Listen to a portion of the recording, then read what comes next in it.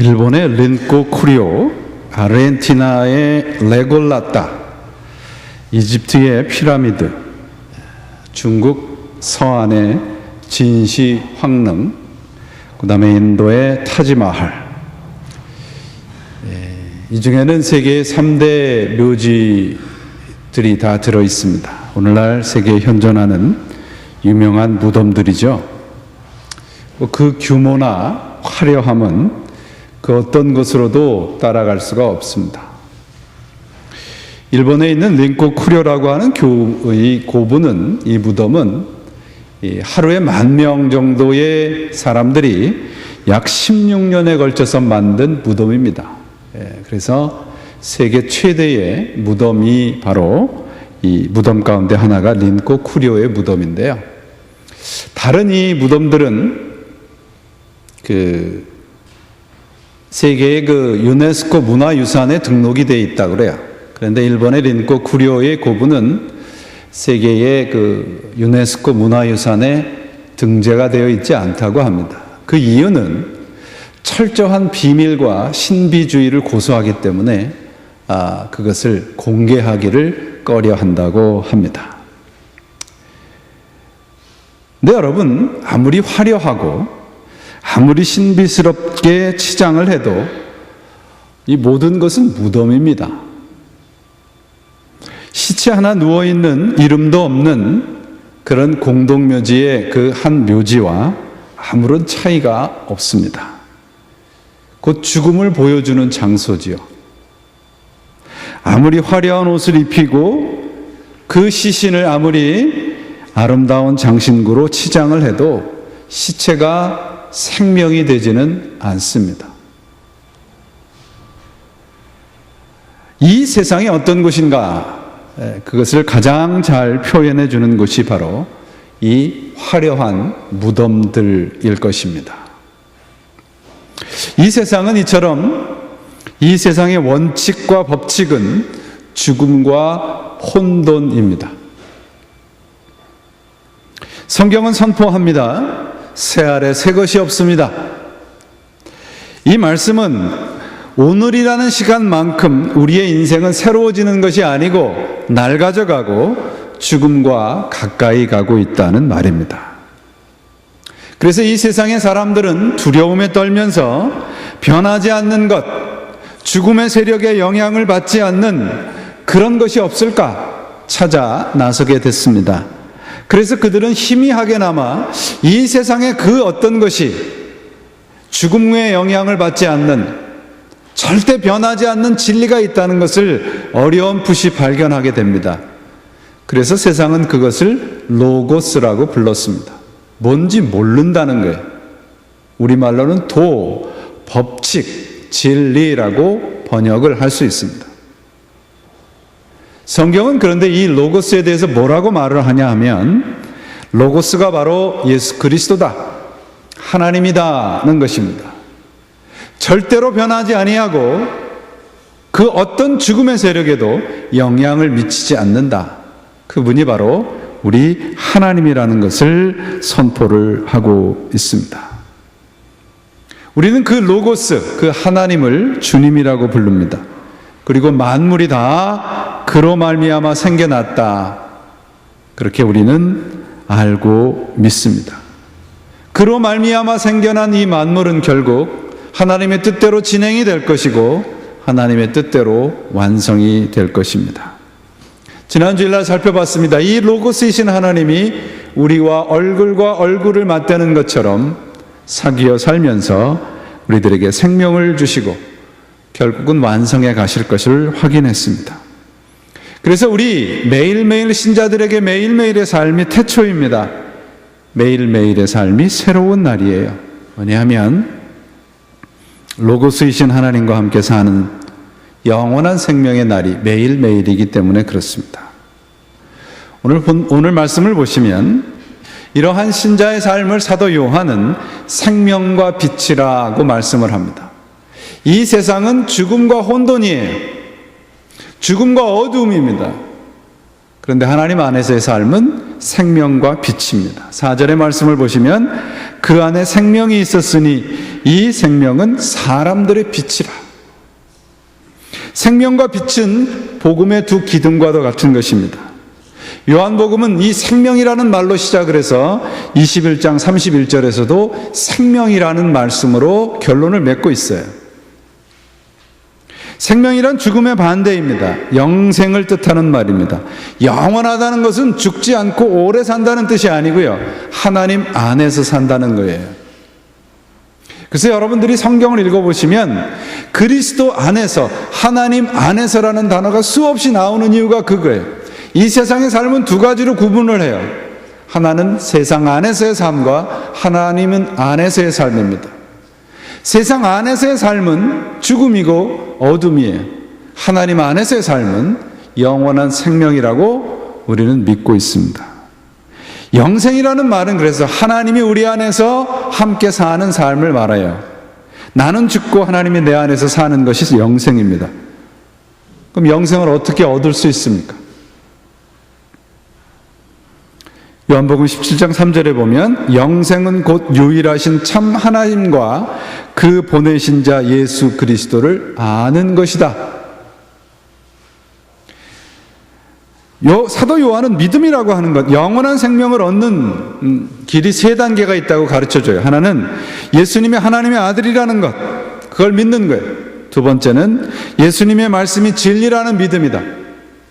세 번째는 말씀으로, 그 하나님의 말씀으로 우리의 삶의 기반을 삼고 사는 것입니다. 여러분, 믿음이라는 것은 예수 그리스도가 하나님의 아들이신 것을 알고 동의하고 머리를 끄덕이는 그 수준에 멈추는 것이 아니에요. 그를 따라가고 그에게 순종하는 것입니다.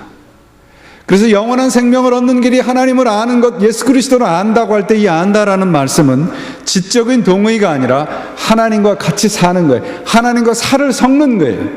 이 안다라는 단어의 뜻은 부부가 성관계를 갖는 그 단어의 뜻입니다. 하나님과 그렇게 가까운 관계, 그것이 영원한 생명의 길이라는 거예요. 두 번째는 빛입니다. 여러분, 어두움 가운데 빛이 오면 그 어두움은 물러나게 되어 있어요.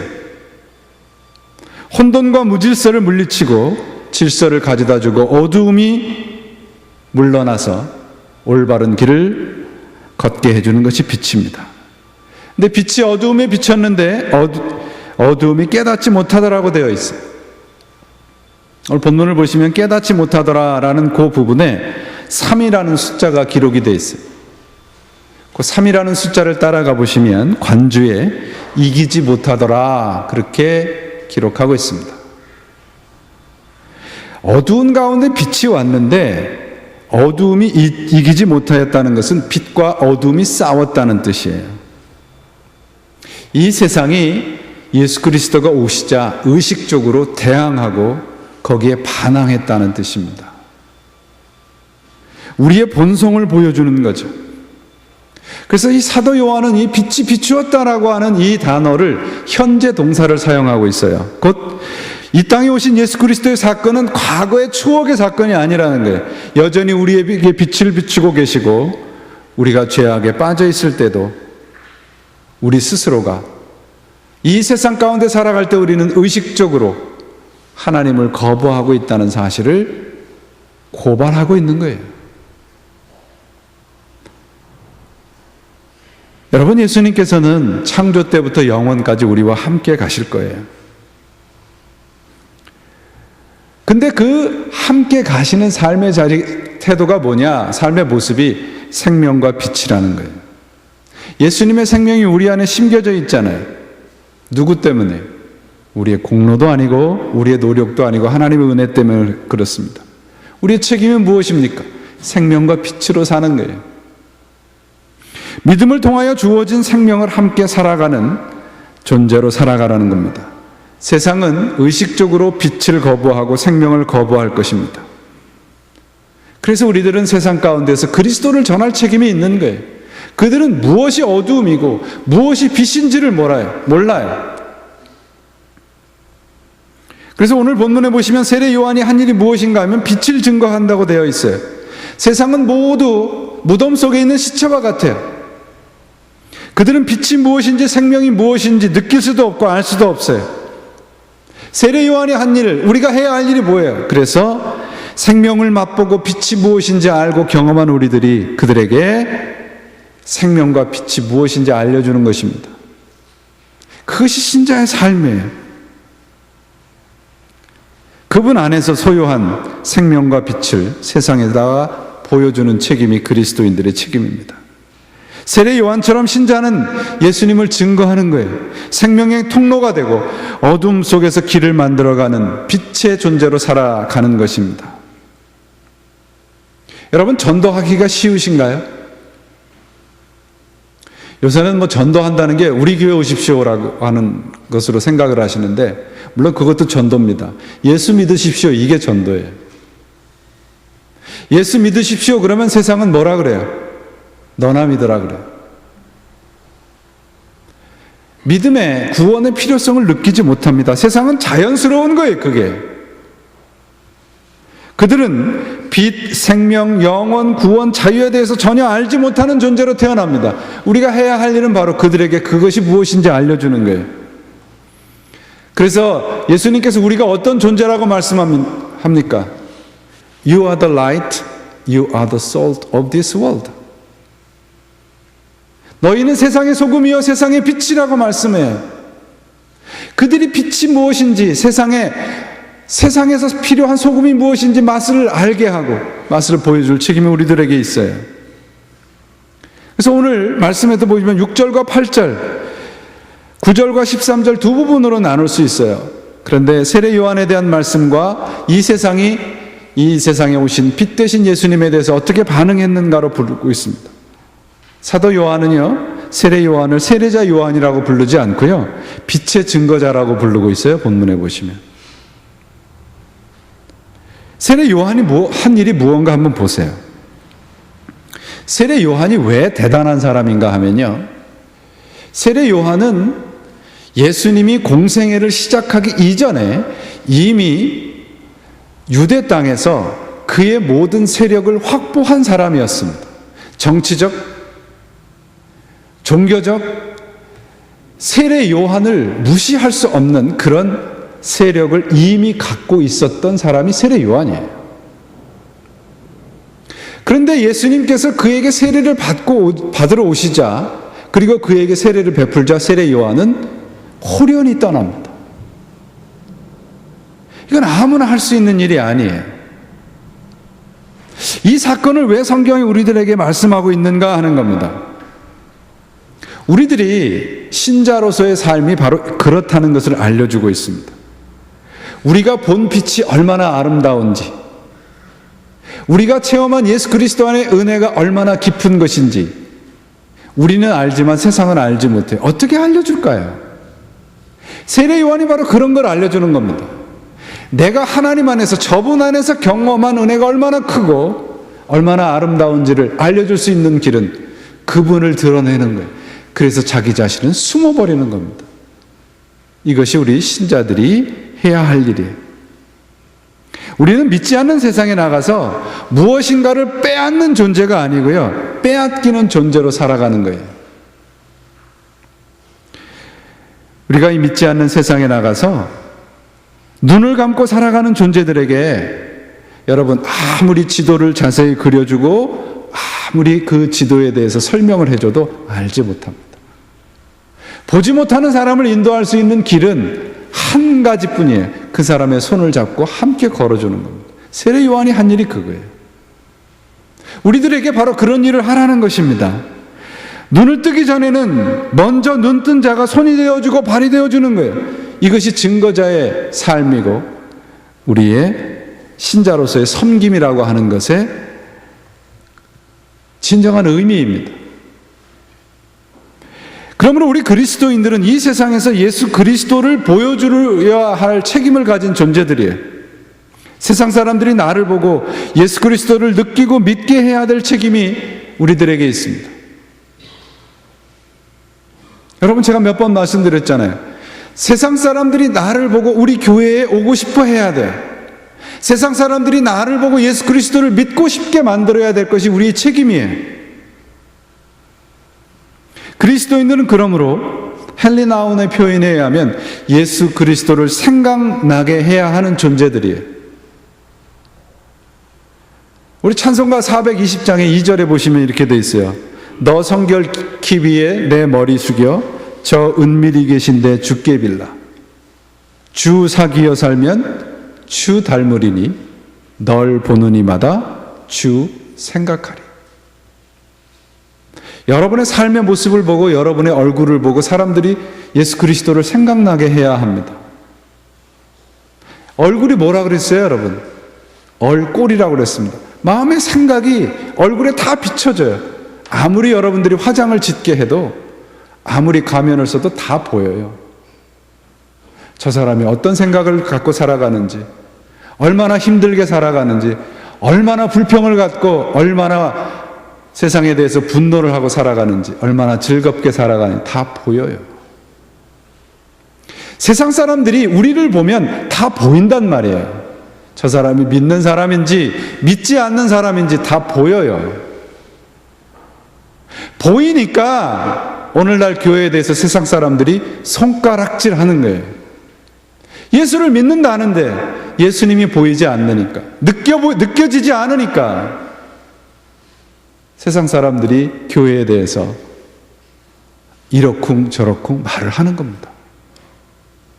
그리스도인이란 누군가? 주 사귀어 살면 주를 닮아져야 돼. 그리고 날 보는 이마다 예수님이 생각나야 돼요. 세상 사람들이 나를 보면 무엇이 생각나는가? 조심스럽게 우리를 살펴보아야 합니다. 이 세상 곧 하나님을 모르고 살아가는 사람들은 하나님을 필요로 하지도 않고 가르쳐 주어도 알지 못합니다. 왜냐하면 죄가 지배하고 있기 때문에 그래요. 여러분, 죄가 뭐예요? 죄라는 것은 하나님으로부터 분리되는 겁니다. 내가 하나님처럼 되려는 마음이 곧 죄예요. 아담의 원죄로 인해서 우리는 하나님으로부터 떨어졌습니다. 하나님과 상관이 없게 됐어요. 그 결과 우리 사람들 안에는 하나님 안에 있는 것들이 하나도 없어요. 안타깝게도 이게 원죄입니다. 우리는 태어날 때 하나님과 아무런 상관이 없이 태어나요. 하나님을 만나고 그리스도를 만나는 순간 다시 태어나는 거예요. 그래서 9절 10절 말씀을 보세요.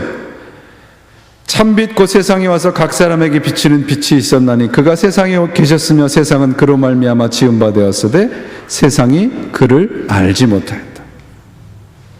이 세상은 빛이 왔음에도 불구하고 알지 못하였다고 되어 있어요. 알지 못했다는 것은 사람들이 보고 무관심했다는 뜻이 아니라요, 그 빛을 알 수 있는 능력이 우리 안에 없다는 뜻이에요. 여러분들 노래 못하는 사람을 뭐라 그래요? 음치. 춤을 못 추는 사람을요, 춤치가 아니라 몸치 그래요. 박자를 저같이 잘 못하는 사람을 박치 그래요. 길을 잘 못 찾는 사람을 길치라고. 이 치자가 무슨 치자인지 아세요? 어리석을 치자입니다. 어리석을 치. 그래서 불교에는 6가지의 그 번뇌가 있어요. 그 가운데 하나가 이 치입니다. 우리 사람들은요, 하나님 치예요. 하나님에 대해서 알고 태어나질 않아요. 알게 태어나고 있질 않아요. 하나님에 대해서 모른단 말이에요. 여러분, 우리가 오늘날도 살아가면서 하나님 안에 있는 것이 더 즐겁습니까? 세상의 일이 더 즐겁습니까? 세상 일이 더 즐거워요. 여러분이 아닌 척하지만. 왜 그런가요? 우리는 하나님 치이 있기 때문에 그래요. 하나님에 대해서는 어리석단 말이에요. 영원한 것에 대해서는 어리석어요. 우리는 영원히 살 것처럼 살아요. 그렇지 않다 그런 말이죠. 우리가 하나님 치라는 말, 이 치라는 말은 본래부터 갖고 태어나지 않았다는 말이에요. 우리 모두는 하나님에 관한 어리석은 존재들입니다. 하나님에 대해서 잊어버린 것이 아니라 감각이 없이 태어나는 거예요. 알지 못하는 존재라고 하는 것은 하나님과 전혀 관계가 없다는 것입니다. 아까 말씀드렸잖아요. 안다는 건 지식적인 알미 아니라 관계가 없는 거라고 그랬잖아요.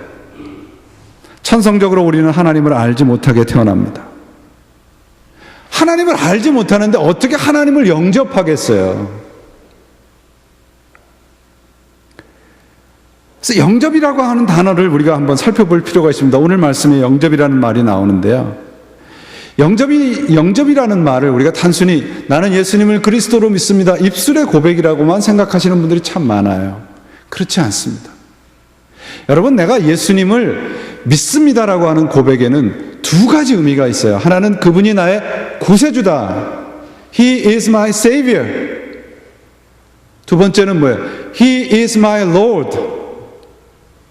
이 두 가지 의미를 동시에 포함하고 있단 말이에요. 그분이 나의 구세주고 나의 주인입니다. 이 뜻을 포함하고 있단 말이에요.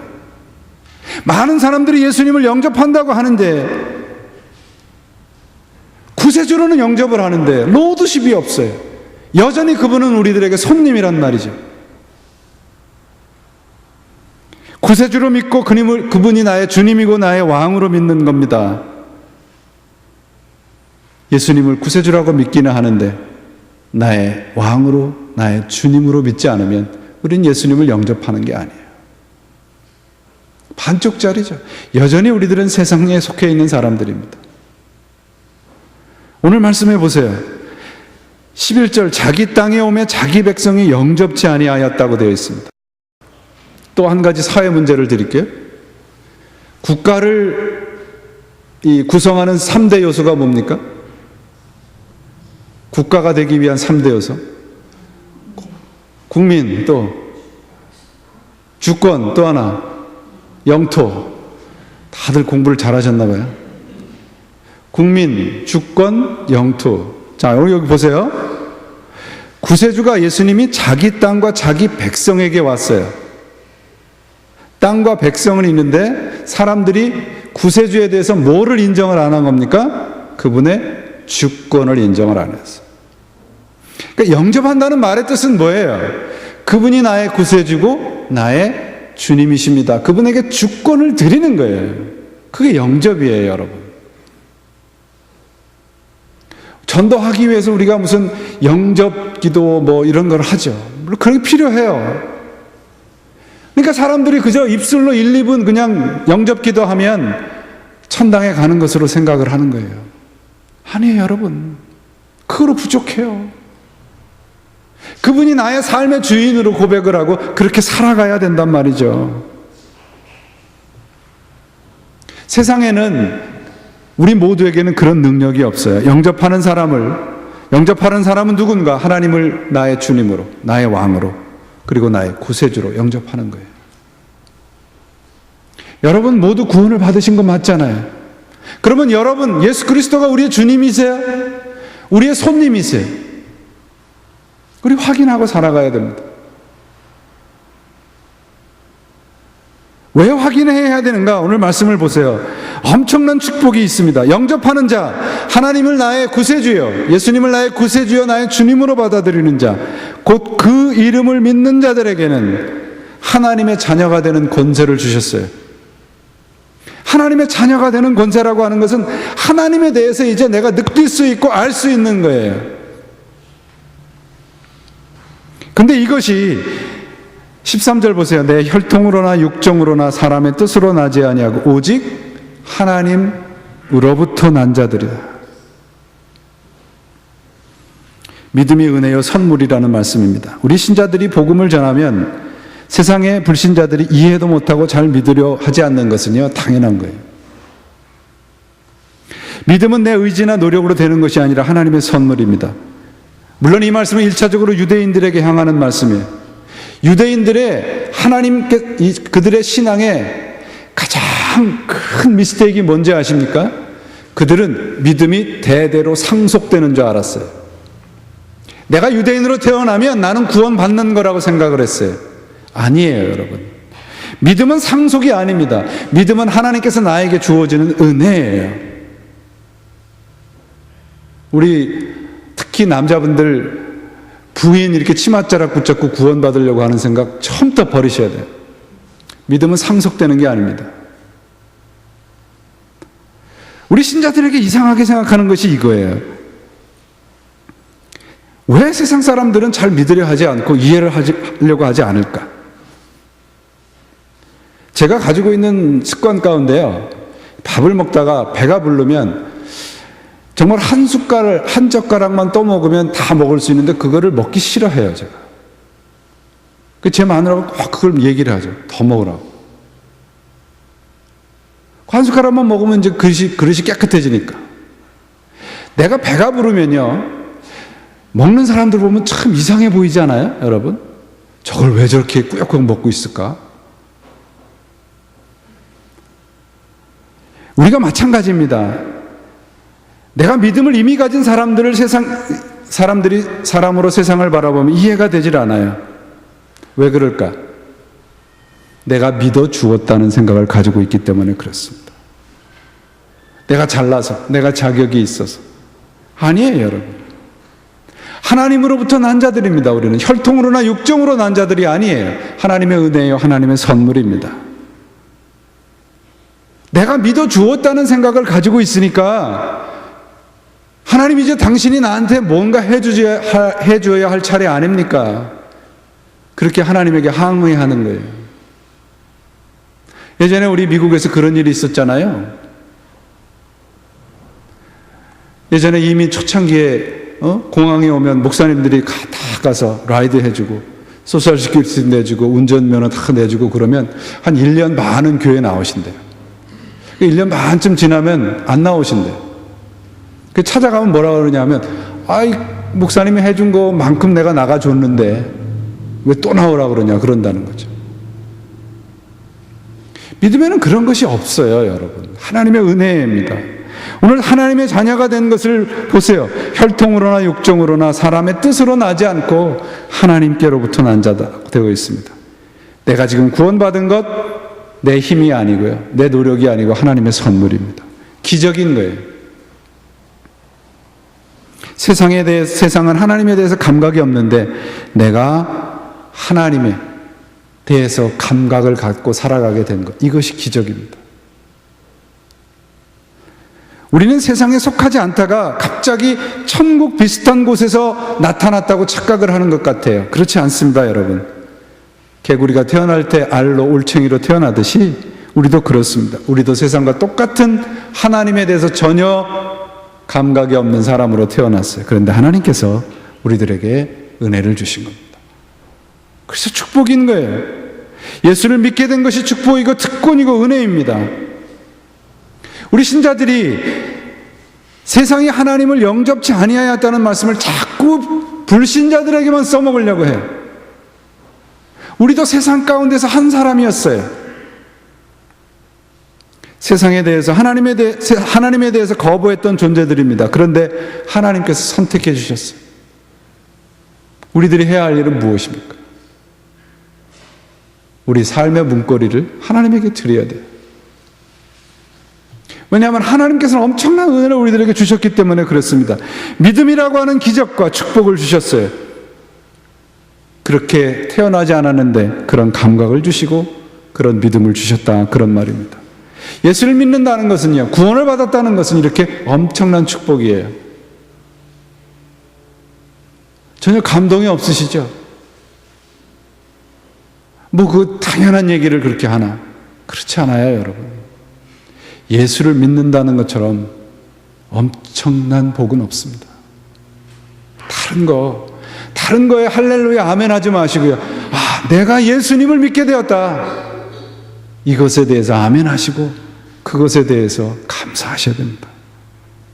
로마서 5장을 보시면요, 우리가 하나님을 알지 못할 때의 모습을 세 가지로 표현하는데, 하나는 연약함, 두 번째 죄인, 세 번째 원수였어요. 연약하다는 것은 하나님에 대해서 전혀 알지 못했다는 것이고요, 죄인이라는 것은 하나님과 등을 졌다는 뜻이고, 원수라고 하는 것은 하나님에 대해서 등을 지고 하나님께 대해서 칼을 겨눴다는 뜻이에요. 우리가 그런 존재들이었어요. 그런데 하나님께서 우리를 하나님의 자녀로 만들어 주셨습니다. 우리 인간에게 어떤 공로도 없었는데 말입니다. 여러분, 이런 기적을, 우리는 엄청난 기적을 체험한 하나님의 자녀들입니다. 세상의 성공과 세상의 형통에만 할렐루야 아멘 하지 마시고요.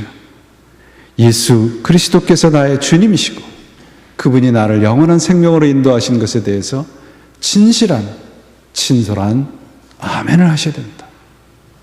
그것이 신앙이에요, 여러분. 하나님이 우리를 부르시고 하나님이 우리를 자녀로 삼아 주셨다면 우리를 흔들고 우리를 방해할 존재는 이 세상에 아무것도 없습니다. 아무것도 없어요. 단 하나예요. 하나님과의 관계를 방해하고 하나님과 관계에서 멀어지게 할 존재는 단 하나, 내 자신.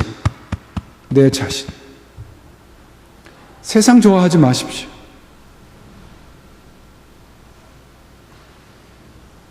우리는 하나님 치였습니다. 그런데 하나님께서 우리를 하나님의 자녀로 삼아 주셨어요.